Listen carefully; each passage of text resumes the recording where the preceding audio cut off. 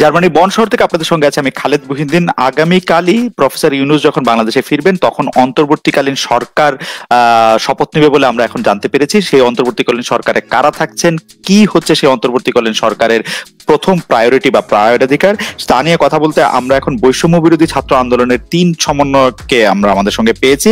আমাদের সাথে সেটি হচ্ছে যে আমরা জানতে পেরেছি যে আগামীকাল প্রফেসর ডক্টর মোহাম্মদ ইউনূসের নেতৃত্বে অন্তর্বর্তীকালীন সরকার শপথ নিতে যাচ্ছে। সেই অন্তর্বর্তীকালীন সরকারের মধ্যে আসলে কারা থাকছেন বা কি ধরনের ইয়ে দিয়ে সে সরকার পরিচালিত হবে সে ব্যাপারে আপনাদের প্রতিনিধিত্ব থাকছে কিনা এবং সেই সরকারের প্রায়োরিটি কি হবে সেটি আপনাদের কাছে একটু জানতে চাচ্ছি। আমি প্রথমেই যেতে চাই জনাব আবু বকর মজুমদার আপনার কাছে। জনাব আবু বকর মজুমদার, আপনি যদি একটু এই ব্যাপারটি একটু আলোকপাত করেন, তারপর আমরা আলোচনা চালিয়ে যাব। আপনারা ধন্যবাদ আমাকে ডয়েচে ভেলে যুক্ত করার জন্য। শুরুতেই আমি বলতে চাচ্ছি, আপনারা জানেন যে আমরা বৈষম্য বিরোধী ছাত্র আন্দোলন প্ল্যাটফর্ম থেকে আমাদের দেশের যে কোটা বৈষম্য সেটা দূরীকরণে ছাত্ররা প্রথম আন্দোলন শুরু করি।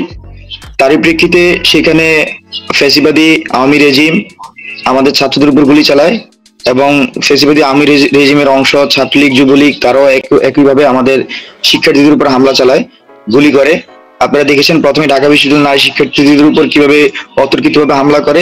তারই প্রেক্ষিতে সারা দেশের ছাত্র জনতা আমাদের পাশে দাঁড়ায় এবং আপনারা দেখেছেন আমাদের বিশ্ববিদ্যালয়ের মধ্যে পুলিশ, বিজিবি, সোয়াদ, র্যাব এরা ঢুকে আমাদের উপর অত্যাচার করে। তো তার প্রেক্ষিতে আমরা দেখি যে সারা দেশের ছাত্র জনতা সারা দিয়ে নেমে আসে এবং সেখানে প্রশাসনের গুলি, যুবলীগ ছাত্রলীগের গুলিতে অনেক মানুষ হতাহত হয় এবং সারা দেশের ছাত্র জনতা আসলে এই ফ্যাসিবাদ আওয়ামী রেজিমকে শেষ পর্যন্ত চ্যালেঞ্জ করে এবং একটি গণ অভ্যুত্থান, সফল গণ অভ্যুত্থানের মাধ্যমে এর পতন ঘটাতে সক্ষম হয়। আপনার প্রশ্নটি যদি আরেকবার একটু। আবু বকর মজুমদার, আমরা যে প্রশ্নটি করছিলাম যে আগামীকাল যে সরকার গঠিত হতে যাচ্ছে সেই সরকারের মধ্যে কারা থাকছেন, তাতে আপনাদের রিপ্রেজেন্টেশন থাকছে কিনা এবং সরকারের প্রায়োরিটি কি এই মুহূর্তে নির্ধারণ করার ক্ষেত্রে আপনারা কি মনে করেন, কি হওয়া উচিত, সরকার এই মুহূর্তে কি করা উচিত? যেহেতু ছাত্র নাগরিকের গণ অভ্যুত্থান হয়েছে, তো সেই প্রেক্ষিতে ছাত্রদের রিপ্রেজেন্টেশন থাকবে এবং নাগরিক সমাজের পক্ষ থেকেও রিপ্রেজেন্টেশন আছে এবং একই সাথে শিক্ষক সমাজ থেকে আমরা চিন্তা করছি যে আমাদের সেখানে রিপ্রেজেন্টেটিভ থাকবে। তো আর এই যে সরকার গঠন হবে তার প্রায়োরিটি বেস থাকবে যে এই নিউ জেনারেশন যারা গণ অভ্যুত্থানে সবচেয়ে বেশি অবদান রেখেছে তাদের আশা আকাঙ্ক্ষার যাতে প্রতিফলন ঘটে, একটি স্বপ্নের বাংলাদেশ আমরা পাই এবং একই সাথে আমাদের যে গুণে ধরা প্রতিষ্ঠানগুলো, রাষ্ট্রীয় প্রতিষ্ঠানগুলো, সেগুলোর মেরামতকে হচ্ছে এই আগামী সরকার সবচেয়ে বেশি ফোকাস করবেন। আবু বকর মজুমদার, আপনাকে ধন্যবাদ। আমি একটু জনাব হাসনাত আব্দুল্লাহ আপনার কাছে যেতে চাই। জনাব হাসনাত আব্দুল্লাহ, আপনি তো আবু বকর মজুমদার আমাদের জানালেন যে কোন প্রেক্ষাপটটা জানালেন এবং কাদের মধ্যে থেকে প্রতিনিধি নিয়ে সেটি করা হচ্ছে সেটা জানালেন। আপনার কাছে একটু জানতে চাই যে এই মুহূর্তে সারা বাংলাদেশে মানুষ একটু আতঙ্কে আছে, নিরাপত্তাহীনতায় ভুগছে, সেই ক্ষেত্রে আপনারা কি উদ্যোগ নিচ্ছেন বিভিন্ন জায়গায় এবং সেটি আমরা জানতে পেরেছি। আসলে কখন নাগাদ বা কবে নাগাদ এই পরিস্থিতি একটু ভালো হয়ে উঠতে পারে বলে আপনার আশা বা আপনার ফোরকাস্ট? দেখুন, আমরা বাংলাদেশের বৈষম্য বিরোধী ছাত্র আন্দোলনের ব্যানার থেকে আজকে আমরা দেখেছি যে শিক্ষার্থীরা নিজ উদ্যোগে নিজ দায়িত্ব হচ্ছে ট্রাফিক কন্ট্রোল করছে এবং আমরা গতকালে হচ্ছে কেন্দ্রীয় কমিটি থেকে আমরা বারবার হচ্ছে আমাদের যে সমন্বয় কমিটি রয়েছে সেখান থেকে আমরা ঘোষণা করেছি এবং আমাদের আহ্বানে সাড়া দিয়ে আমরা দেখেছি শিক্ষার্থীরা নেমে এসেছে রাস্তায় এবং তারা ট্রাফিক কন্ট্রোল সহ এই যে আবার হচ্ছে আমাদের যে ধর্মীয় যে উপাসনালয়গুলো রয়েছে, মসজিদ, মন্দির, প্যাগোডা, সেগুলো নিরাপত্তা তারা দিচ্ছে এবং যে সংখ্যালঘুদের উপরে যে আক্রমণগুলো হয়েছে, সংখ্যালঘুদের উপরে যেখানে হামলা হয়েছে সেখানেও তারা প্রতিরোধ করছে। আমরা সেটি স্বীকার করছি যে একটা মানে অ্যাবসেন্স অফ ল ক্রিয়েট হয়েছে। হঠাৎ করে পুলিশ হচ্ছে তাদের থানা ছেড়ে চলে গিয়েছে, হঠাৎ করে হচ্ছে যেসব কেপিআই ভবন রয়েছে সেগুলো থেকে হচ্ছে আইন শৃঙ্খলা রক্ষাকারী বাহিনী চলে গিয়েছে। সেই জায়গাতে আমরা স্বীকার করছি সেখানে রাষ্ট্রীয় স্থাপনা অনেক হচ্ছে এখানে বিনষ্ট হয়েছে, কিন্তু আমাদের ছাত্র জনতা সেখানে নিজেদের দায়িত্বে নিজ দায়িত্বে আমাদের আহ্বানে সাড়া দিয়ে তারা যখন বুঝতে পেরেছে যে রাষ্ট্রীয় সম্পদের ক্ষতি করলে বা বিনষ্ট করলে সেটির দায়ভার আমাদের উপরেই পড়বে এবং সেটিকে আবার পুনঃসংস্কারের জন্য সেটিকে আবার আমাদের জন্যই হচ্ছে অর্থ খরচ করতে হবে, তখন কিন্তু আমরা দেখেছি বাংলাদেশের বিভিন্ন প্রান্তে সামাজিক নিরাপত্তা বেষ্টনী তৈরি করে কমিটি গঠন করে দিয়ে তারা হচ্ছে পারস্পরিক নিরাপত্তাটি নিশ্চিত করছে। এবার যে প্রশ্নের দ্বিতীয় যে ধাপটি, সেটা হচ্ছে আমরা খুব দ্রুততম সময়ের মধ্যে, যতটা দ্রুত, আপনারা ইতিমধ্যে জেনেছেন যে ডক্টর মোহাম্মদ ইউনূস আগামীকাল দেশে আসছেন, আমরা খুব দ্রুততম সময়ের মধ্যে হচ্ছে পূর্ণাঙ্গ যে সরকার, যে অন্তর্বর্তীকালীন সরকার, সেটি হচ্ছে জনগণের সামনে হচ্ছে পাবলিশ করব, যাতে করে আইন শৃঙ্খলা রক্ষাকারী বাহিনী, আইন শৃঙ্খলা যে পরিস্থিতিটি রয়েছে সেই পরিস্থিতিটি স্বাভাবিক হয়ে যায়। আমাদের প্রথম দিন যে ধরনের আইন শৃঙ্খলা যেভাবে বিনষ্ট হয়েছে, আজকে সেটি একটু স্বাভাবিক হয়েছে। আমরা আশা করি আগামীকালের মধ্যে বা তার পরের দিনের মধ্যে সেটি স্বাভাবিক বা জনজীবনের যে স্বাভাবিক যে একটি ব্যাপার রয়েছে সেটি চলে আসবে। আপনাকে অনেক ধন্যবাদ। আমি একটু এবার সার্জিস আলম, জনাব সার্জিস আলম আপনার কাছে, জনাব সার্জিস আলম আপনার কাছে আমার কথার ইকো হচ্ছে। প্রশ্নটি করে ফেলি যে এই সরকারের মেয়াদ কতদিনের হওয়া উচিত বলে আপনি মনে করেন? জি, আমাকে কি শোনা যাচ্ছে ঠিক মতো? আপনাকে শোনা যাচ্ছে। জি, আপনাকে ডয়চে ভেলে এবং যারা শুনছেন সকলকে ধন্যবাদ। আসলে আমি হাসনাত আব্দুল্লাহকে আপনি যে কোয়েশ্চেনটা করেছিলেন ওইখানে অল্প কিছু অংশ আসলে অ্যাড করতে চাই। প্রথম কথাটি হচ্ছে, আজকে আমরা যদি পুরো বাংলাদেশের পরিস্থিতি লক্ষ্য করি, এখানে আমরা দুটি জিনিস দেখতে পাচ্ছি। একটি হচ্ছে যে এই যে স্বৈরাচার সরকারের যে 16 বছরের যে শাসন আমল, যেটাতে মানুষ তিক্ত বিরক্ত হয়ে গিয়েছিল, মানুষের ভিতরে একটি ক্ষোভ সৃষ্টি হয়েছিল এবং মানুষকে যে বিভিন্নভাবে বিভিন্ন রাজনৈতিক মতাদর্শের কারণে বা বিভিন্ন উদ্দেশ্য প্রণোদিত ভাবে তাদেরকে হেনস্থা করা হয়েছে, জেলে নেওয়া হয়েছে, আদালতে নেওয়া হয়েছে, থানায় নেওয়া হয়েছে, এইগুলোর সার্বিক কিংবা কিছু কিছু মানুষ ক্ষমতাসীন দলের দ্বারা যারা বিভিন্ন পোস্টেড ছিল, তারা কিন্তু অন্য রাজনৈতিক মতাদর্শের মানুষগুলোকে নানাভাবে অত্যাচারিত করেছে। সেই জায়গা থেকে মানুষের একটি ক্ষোভ তৈরি হয়েছে। কিন্তু ওই মানুষগুলো যে কাজগুলো করছে, আপনি দেখে থাকবেন, আমরা সোশ্যাল মিডিয়া থেকে শুরু করে সব জায়গায় প্রত্যেক দিন বলছি যে ওই জায়গাগুলোতে মানুষের সাথে এই যে আচরণ, সেটি যদি আবার আপনারা করেন তাহলে তাদের সাথে আপনাদের কিন্তু কোনো পার্থক্য থাকছে না। সেই জায়গা থেকে আমরা এটি বলছি যে বাংলাদেশের অর্থনৈতিক অবস্থা কিন্তু এখন ভালো নয় এবং আমরা যা ক্ষতি করছি এগুলো কিন্তু জনগণের ট্যাক্সের টাকায় তৈরি হয়েছে। তাহলে আলটিমেটলি এই ক্ষতিগুলো কিন্তু আমাদেরই হচ্ছে। তাহলে আলটিমেটলি বাংলাদেশে অলরেডি একটি ইকোনমিক্যালি একটা সাস্টেইনেবল অবস্থার মধ্যে দিয়ে যাচ্ছে না, সেই জায়গায় এই ক্ষতিগুলো হলে পুরো রাষ্ট্রের একটি ক্ষতি। আমরা আমাদের জায়গা থেকে সেই জায়গায় মানুষদেরকে আহ্বান জানাচ্ছি যে এই রাজনৈতিক উদ্দেশ্য প্রণোদিত যে হামলাগুলো বা ক্ষোভের কারণে যে হামলাগুলো, এগুলো থেকে আমাদের বের হয়ে আসতে হবে। ইভেন কেউ যদি ইচ্ছাকৃত ভাবে এই সহিংসতাগুলো চালায়, আলটিমেটলি সে যদি কোনো রাজনৈতিক দলের হয়, দিন শেষে কিন্তু ওই রাজনৈতিক দলের যে ইমেজটি সেটি নষ্ট হচ্ছে। এটি একটি জায়গা। আর আরেকটি যে জায়গাটি ছিল যে আমরা আমাদের এই যে অন্তর্বর্তীকালীন সরকার, আমরা আমাদের জায়গা থেকে একটি প্রস্তাবনা দিয়েছি। আমরা আশা করছি, সেনাবাহিনীর প্রধান অলরেডি ঘোষণা দিয়েছেন যে আগামীকাল রাত 8টায় এটা শপথ হতে পারে। তো সেই জায়গা থেকে আমরা আশা করছি আগামীকালকে যদি এটি শপথটি হয়ে যায় অনুষ্ঠিত, তাহলে পরশুদিন থেকে একটি স্বাভাবিক বাংলাদেশ আমরা দেখতে পাবো, যে বাংলাদেশে আমরা প্রত্যাশা করি। এবং একটি সংস্কারের মধ্য দিয়ে আপনি যে প্রশ্নটি করলেন আসলে যে কত দ্রুত সময়ের মধ্যে হতে পারে, আপনি জেনে থাকবেন যে বাংলাদেশে বিগত 16 বছরে আসলে কোনো ইলেকশনই হয় নাই। জাতীয় নির্বাচন বলতে বাংলাদেশে কিছু ছিল না, মানুষ তার ভোটাধিকার হারিয়েছে। সেই জায়গা থেকে আপনার এই সিস্টেমগুলোকে রিফর্ম করতে হবে। বাংলাদেশের নির্বাচন কমিশনকে আপনার ওই আস্থাটি ফিরিয়ে আনতে হবে, মানুষ যেন ভোট দিতে চায়। ওই জায়গায় যে মানুষগুলো রয়েছে, করাপ্টেড মানুষগুলো, তোষামতকারী মানুষগুলো, তাদেরকে আপনার চেঞ্জ করতে হবে। আপনি যদি বিচার বিভাগের দিকে লক্ষ্য করেন, মানুষের কিন্তু এই আস্থাটি চলে গিয়েছে বিচার বিভাগের উপর থেকে। আপিল বিভাগে ওই বিচারকগুলোই বসে রয়েছেন যারা সরকারের তোষামত করতেন। এই জায়গাগুলোতে আমাদের রিফর্ম করতে হবে। আমার যে পুলিশ বাহিনী, এই পুলিশ বাহিনীর উপরে আমরা দেখছি কিছু বিভৎস ঘটনা ঘটেছে আসলে। কিন্তু সত্যি কথা বলতে আমি আমার জায়গা থেকে বিশ্বাস করি মানুষের ক্ষোভগুলো আসলে পুলিশের উপরে নয়, মানুষের ক্ষোভ হচ্ছে ওই পুলিশের ওই পোশাকটির উপরে, যেই পোশাকটিকে ব্যবহার করে এই স্বৈরাচার সরকার বিগত 16 বছর ধরে মানুষকে নানাভাবে নির্যাতন করেছে, হয়রানি করেছে, জেলে এনেছে, আদালতে পাঠিয়েছে। মানুষের একটি সামগ্রিক কালেকটিভ একটি ক্ষোভ তৈরি হয়েছে ওই পোশাকটির উপরে। আলটিমেটলি এই স্বৈরাচার সরকার ওই পোশাকটিকে ইউজ করে এই কাজটি করেছে দেখে পুলিশের উপর একটি ক্ষোভ তৈরি হয়েছে। তো সামগ্রিক এই যে সিস্টেম গুলো আমরা আশা করছি দ্রুততম সময়ের মধ্যে হতে পারে। এটি নির্দিষ্ট আমি সময় বলছি না, যত দ্রুততম সময়ের মধ্যে এগুলো একটি সংস্কার হয়ে এই যে সরকার আমাদের, সেই সরকার যদি মনে করেন না এখন একটি জাতীয় নির্বাচন দেওয়ার উপযুক্ত সময় হয়েছে, আমরা বিশ্বাস করি তখনই অতি দ্রুত সময়ের মধ্যে এই নির্বাচনটি হবে। সার্জিস, আপনি হচ্ছে যে আপনারা বলছেন যে হ্যাঁ আসলে যে সময়ের মধ্যে দিয়ে গিয়েছে সেখানের মধ্যে এটি অনেকগুলি ঘটনা সেগুলি আসলে ঘটছে। আপনারা চেষ্টা করছেন বৈষম্য বিরোধী ছাত্র আন্দোলন প্ল্যাটফর্ম থেকে যে যাতে এই ঘটনাগুলি পুনরাবৃত্তি না ঘটে এবং অতি দ্রুত এটি শেষ হয়ে যায়। এবং হাসনাত আব্দুল্লাহ, আবু বকর মজুমদার এবং সার্জিস আলম তিনজনই এটি বলছেন যে তাদের কাছে এটি আসলে কোনোভাবে এটি কাম্য নয়। এবং অন্তর্বর্তী কিছুকালীন সরকার প্রসঙ্গে আসলে সার্জিস আলম একদম স্পষ্টই বললেন, আমাদের আর দুজন যে সমন্বয়ক আছেন আবু বকর মজুমদার ভাই এবং হাসনাত আব্দুল্লাহ, তারাও আসলে স্পষ্ট ভাষায় বলেছেন যে তারা এই গত 16 বছর যা হয়েছে এর পুনরাবৃত্তি আর তারা চান না, এবং তারা একটি নতুন দিনের সময় বা স্বপ্ন দেখেন। কিন্তু আমাদের আপনাদের তিনজনের কাছে আমাদের প্রশ্ন যে আমরা এটা শুনতে পেরেছিলাম যে আপনাদের মধ্যে থেকে প্রতিনিধি রাষ্ট্র পরিচালনা বা সরকার পরিচালনায় থাকে, যদি আবু বকর থেকে শুরু হয়।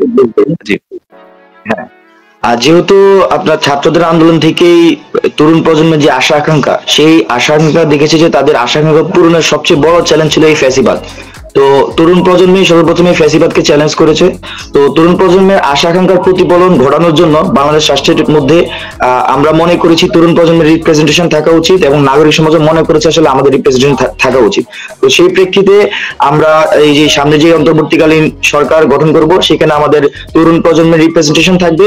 তাদের মূল কাজ থাকবে যে আমাদের যে তরুণ প্রজন্ম যারা এই ফ্যাসিবাদ হটানোর জন্য জীবন দিয়েছে, আমাদের এই ফ্যাসিবাদ হটানোর যুদ্ধে তারা ঝাঁপিয়ে পড়েছে সারা দেশে, পাড়া মহল্লায়, গ্রামে গ্রামে, তাদের আশা আকাঙ্ক্ষা পূরণ করাই এই আমাদের রিপ্রেজেন্টেশনের মূল কাজ হবে। এবং একই সাথে সেই আশা আকাঙ্ক্ষা যদি আমি আরো উল্লেখ করতে চাই, আমাদের রাষ্ট্রীয় যে প্রতিষ্ঠানগুলো সেগুলো সংস্কার করা, একটি অবাধ নিরপেক্ষ নির্বাচন কমিশন করা, একটি গণতান্ত্রিক পরিবেশ বাংলাদেশে সৃষ্টি করা যেখানে আর কোনো নতুন ফ্যাসিবাদ কায়েম হবে না, এবং শিক্ষা প্রতিষ্ঠানগুলোতে ছাত্রলীগ বা সরকার দলীয় ছাত্র সংগঠনের পূর্বে আমাদের যে ইতিহাস, সেখানে আমরা দেখতে পাই তারা অরাজকতা চালায়, সাধারণ শিক্ষার্থীদের উপর নির্যাতন করে, সেই ধরনের কাঠামো যাতে একেবারে ভেঙে দেওয়া হয় এবং সেটা যাতে একটা সাস্টেনেবল প্রসেস হয়, সেটা নিয়ে মূলত কাজ থাকবে হচ্ছে যে আমাদের এই যারা তরুণ রিপ্রেজেন্টেশন তাদের, এবং জাতিকে একটি সুন্দর বাংলাদেশ, একটি স্বপ্নের বাংলাদেশ দেওয়ার প্রত্যাশা নিয়ে তারা কাজ করবে জাতির জন্য। জি, ধন্যবাদ। জনাব মজুমদার, আপনাকে ধন্যবাদ। আমি একটু জনাব হাসনাত আব্দুল্লাহ এবং তারপর জনাব সার্জিস আলমকে একই বিষয়ে একটু প্রশ্নটা যদি পুনরাবৃত্তি করতেন কাইন্ডলি। অনেক জায়গায় আমরা এটি শুনতে পেয়েছিলাম যে আপনাদের প্রতিনিধিত্ব রাষ্ট্র পরিচালনায় বা সরকার পরিচালনায় থাকবে। সেই প্রতিনিধিত্বটার আকার কি হবে? আপনারাই কি সেই সরকার পরিচালনায় সরাসরি অংশগ্রহণ করছেন? সেই সরকার পরিচালনায় বা রাষ্ট্র পরিচালনায় এই নির্বাচনটা কিভাবে হবে এবং এটা আপনাদের প্রতিনিধিত্ব সেখানে থাকছে কিনা? মানে আপনাদের প্রতিনিধিত্ব বলতে আপনাদের পছন্দের প্রতিনিধিত্ব না, আপনাদের মধ্যে থেকেই কেউ রাষ্ট্র পরিচালনা থাকছে কিনা? দেখুন, এই অন্তর্বর্তীকালীন সরকার যেটি হয়েছে, আজকের যে এই পরিস্থিতিটি এসেছে, এই যে গণ অভ্যুত্থানটি হয়েছে, এই গণ অভ্যুত্থানটি কিন্তু ছাত্র জনতার সরাসরি উপস্থিতির মধ্য দিয়েই কিন্তু তৈরি হয়েছে, এবং ছাত্র জনতা কিন্তু এই ফ্যাসিস্ট গভর্নমেন্টকে চ্যালেঞ্জ করেছে। এই যে ফ্যাসিজম এত বছর ধরে ঝেঁকে বসেছিল, এই ফ্যাসিজমকে উৎখাত করার জন্য রাজনৈতিকভাবে বিভিন্ন সময় বিভিন্ন আন্দোলন হয়েছে, বিভিন্ন কর্মসূচি গ্রহণ করা হয়েছে, কিন্তু তারা সফল হতে পারেনি। কিন্তু যখন তরুণ প্রজন্ম জেগে উঠেছে, যখন তরুণ প্রজন্ম জেগে উঠে অন্যায়ের বিরুদ্ধে কথা বলেছে, তখন তরুণ প্রজন্মের সাথে অন্যান্য সমমনা যারা ছিল ফ্যাসিবাদের বিরুদ্ধে, তরুণ প্রজন্মের মধ্য দিয়ে কিন্তু ফ্যাসিবাদকে উৎখাত করেছে। এখন আমরা দেখছি আজকে এই সময়টিতে দাঁড়িয়ে জনগণ বা ছাত্র নাগরিক সবাই চাচ্ছে এই অন্তর্বর্তীকালীন সরকারে হচ্ছে ছাত্র জনতার, ছাত্র নাগরিকের অংশগ্রহণ নিশ্চিত করতে হবে। আমরা সেই জায়গাটিকে গুরুত্ব দিয়ে আমরা নিশ্চিত করব যে যে অন্তর্বর্তীকালীন যে সরকারটি হচ্ছে সেখানে ছাত্রদের, আপনি যে প্রশ্নটি আমাকে করেছেন, ছাত্রদের সরাসরি অংশগ্রহণ থাকবে।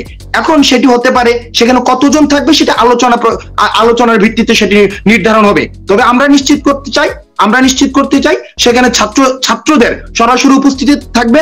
কারণ আমরা দেখেছি যে বছরের পরে বছর, আজকে স্বাধীনতার এত বছর, প্রথম স্বাধীনতার এত বছর পরে দাঁড়িয়েও আমরা দেখেছি যে রাষ্ট্রের যে প্রতিষ্ঠানগুলো রয়েছে, রাষ্ট্রের যে সাংবিধানিক ইনস্টিটিউশনস গুলো রয়েছে, সেগুলোর প্রতি মানুষের ট্রাস্ট এখন আর নাই। আমাদের যে যতগুলো শিক্ষা ব্যবস্থা, স্বাস্থ্য ব্যবস্থা, সার্জিস যেমনটি বলেছিলেন, বিচার ব্যবস্থা, আইন শৃঙ্খলা রক্ষা ব্যবস্থা, প্রত্যেকটিকে দলীয়করণ করার মধ্য দিয়ে সেই প্রতিষ্ঠানগুলো সার্বজনীন হতে পারেনি। আমরা দেখেছি সেগুলো হচ্ছে এক ধরনের সরকারি প্রেস রিলিজের মতো হয়েছে, অর্থাৎ সরকার বা ক্ষমতায় যারা ছিল তারা যেটি বলতে চায় তারা তাদের স্পোক্স পার্সন হিসেবে সেই ইনস্টিটিউশনস গুলো তাদের দায়িত্ব পালন করেছে, তারা জনগণের স্পোক্স পার্সন হতে পারেনি।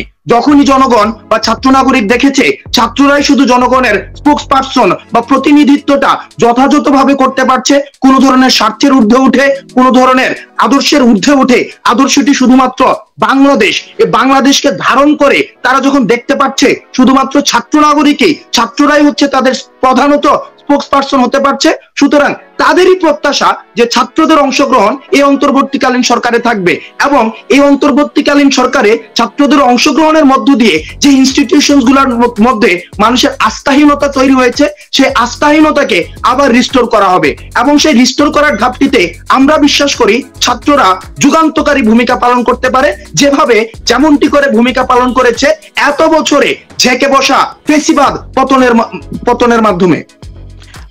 আপনাকে ধন্যবাদ হাসনাত আব্দুল্লাহ। তো সেই ক্ষেত্রে আমি শুধু সার্জিস আলমকে এই প্রসঙ্গে আর রিপিট না করে আমরা একটু সংক্ষেপে সার্জিস আলমকে জানতে চাচ্ছিলাম যে অনেকেই বলছেন যে ছাত্রদের একটি নতুন রাজনৈতিক দল করা উচিত এবং সেই নতুন রাজনৈতিক দলের মাধ্যমে একটি নতুন রাজনীতি শুরু করা উচিত। এই ব্যাপারে আপনাদের কোনো চিন্তা আছে কিনা? সার্জিস। দেখুন, প্রথমে হচ্ছে আপনি যে পূর্বের প্রশ্নটি করেছিলেন সেখানে আমার আসলে অ্যাড করার দুটি পয়েন্ট রয়েছে, আসলে সে দুটি আমি অ্যাড করতে চাই, যেটি অন্য পয়েন্টগুলো আমাদের আলোচকরা বা সমন্বয়করা যা বলেছেন তার বাইরে গিয়ে। প্রথম কথাটি হচ্ছে আমরা সচরাচর বাংলাদেশের রাজনীতিতে দেখে এসেছি 50 বছর বয়স না হলে নাকি এমপি হওয়া যায় না, 60 ঊর্ধ্ব না হলে নাকি মন্ত্রী হওয়া যায় না। সেই জায়গা থেকে বাংলাদেশ বর্তমান যে তরুণ প্রজন্ম, এই তরুণ প্রজন্মের সাথে ওই চেয়ারগুলোতে যারা বসে থাকেন তাদের বয়সের একটি বিস্তর পার্থক্য থাকে, তাদের মেন্টালিটির একটি বিস্তর পার্থক্য থাকে, চিন্তা ভাবনার একটি বিস্তর পার্থক্য থাকে। আমরা মনে করি আগামীর বাংলাদেশে এই তরুণ প্রজন্মের সাথে আমাদের যারা অভিজ্ঞতা সম্পন্ন রয়েছেন অগ্রজ, তাদের একটি আমাদের কম্বিনেশন প্রয়োজন, যেই কম্বিনেশনটা দেশ গঠনের জন্য খুব বেশি ইম্পর্টেন্ট। তাই আমরা এই অন্তর্বর্তীকালীন সরকারে অবশ্যই আমাদের প্রতিনিধিত্ব নিশ্চিত করব। এক, দ্বিতীয় যে বিষয়টি, আমরা যখন এই রাজপথে বিগত 2 মাস ধরে রয়েছি, হাজার হাজার লক্ষ লক্ষ মানুষের সাথে আমাদের কথা হয়েছে, তারা তাদের মনোভাবগুলো আমাদের সামনে পোষণ করেছেন কিংবা এখনো প্রতিনিয়ত বিভিন্ন সামাজিক যোগাযোগ মাধ্যমে তারা তাদের মতামতগুলো আমাদের কাছে তুলে ধরছেন। তো সেই জায়গা থেকে আমরা আমাদের কাছে যখন তারা তাদের কথাগুলো পৌঁছে দিয়েছেন, সেই কথাগুলো ওই নীতি নির্ধারকের জায়গাটিতে আমাদের পৌঁছে দেয়া কিংবা ইমপ্লিমেন্ট করা কিংবা বাস্তবায়ন করাটি খুব বেশি প্রয়োজন। সেই জায়গা থেকে আমাদের প্রতিনিধিত্ব ওই জায়গায় খুব বেশি দরকার। এটি ছিল আমার দুটি যুক্ত করার মতো পয়েন্ট। এবার যদি আপনার প্রশ্নটিতে আসি, আপনি যে প্রশ্নটি করলেন সেই প্রশ্নটির উত্তরে যদি বলি, আসলে এই মুহূর্তে আমরা যখন একটি সোশ্যাল মিডিয়ায় সচেতনতামূলক একটি পোস্ট করি, আমরা যখন সহিংসতা বন্ধের জন্য একটা ভিডিও দেই, আমরা যখন কোনো একটি লেখা লিখি, দেখি যে অসংখ্য মানুষ, আপনি কমেন্টগুলোতে গেলেই দেখবেন লক্ষ লক্ষ মানুষের কথা হচ্ছে যে আমরা এই তরুণ প্রজন্মের হাত ধরে গণ অভ্যুত্থানের মাধ্যমে, স্বৈরাচারের সরকারের পতনের মাধ্যমে যে নতুন একটি স্বপ্ন দেখছি, নতুন একটি স্বাধীনতা পেয়েছি, আমরা চাই যে তরুণ প্রজন্মের হাত ধরে এটি এসেছে সেই তরুণ প্রজন্মই আগামীর বাংলাদেশের প্রতিনিধিত্ব করুক। আমরা আমাদের এই আন্দোলনের, কোটা সংস্কার আন্দোলন থেকে স্বৈরাচার পতনের যে আন্দোলনের যে রাস্তা, এই আন্দোলনের প্রত্যেক দিনের কর্মসূচি নির্ধারণ করেছিলাম জনগণের চাওয়ার ভিত্তিতে। জনগণ যদি চায় তাহলে জনগণের জন্য, এই বাংলাদেশের জন্য আমরা আগামীতে জনগণের মতের উপরে ভিত্তি করে যে কোনো ডিসিশন নিতে প্রস্তুত।